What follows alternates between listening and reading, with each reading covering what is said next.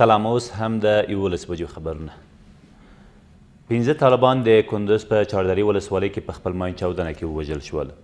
د کندز رسنیو دفتر مسؤلین وایي دغه پیښه نن سهار هغه مهال رامنځته شوه چې دوی غوښتل یو بوشکۍ ماین د یادې ولسوالۍ د لارې په اوږدو کې ځای پر ځای کړي، خو تر هغې مخکې وچاودېد. له دې سره سم د لوګر د خیروار ولسوالۍ په شاوخوا سیمو کې په یوه هوایي برید کې هم 15 طالبان وژل شوي او د یادې ډلې یو موټر او یو شمېر وسلې هم له منځه تللي دي. د جوزجان د فیض آباد ولسوالۍ لپاره د طالبانو نومول شوی ولسوال ونیول شو.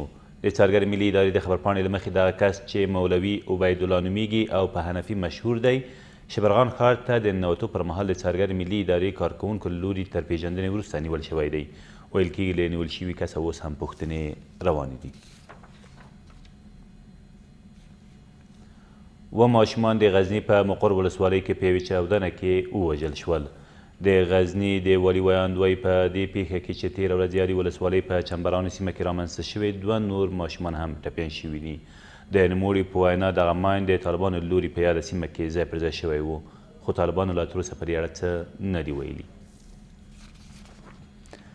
د فراه یو شمېر اوسیدونکي د جګړې له امله له ښکېلو خواوو غواړي چې د روژې د مبارکې میاشتې په درناوي اوربند وکړي څو خلک په ارامه فضا کې دغه میاشت تېره کړي.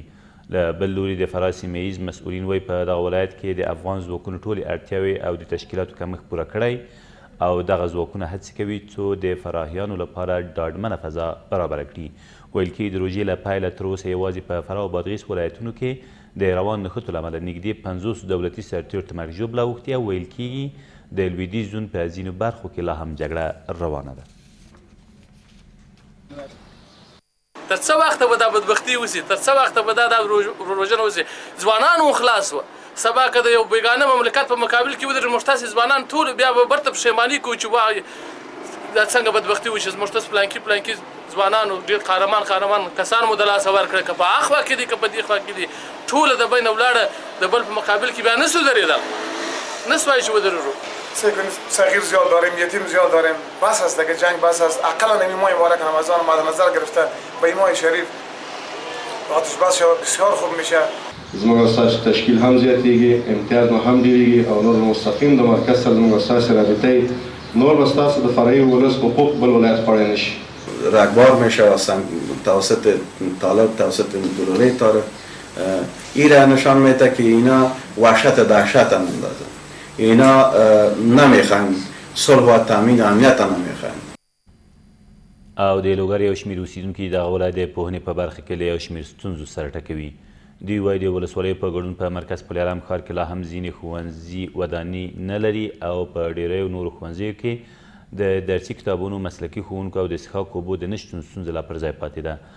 په پلیارام ښار کې د یو شمېر ښوونځیو مسؤلین وایي په ولسوالیو کې د جګړو له امله مرکزي ښوونځیو ته د زده کوونکو راتګ زیات شوی چې د کافي ودانیو د نشتون له امله نشي کولی ټول ته د زده کړو موقع برابره کړي. په ورته مهال د لوګر ولایت سیمه ییز مسؤلین د تیر په څیر وایي هڅې کوي څو دغه ستونزې هوارې کړي. ویل کېږي د یاد ولایت له 314 ښوونځیو 114 ودانۍ نه لري. دا تر دې مهاله وروستي خبرونه، تر بیا مو الله مند.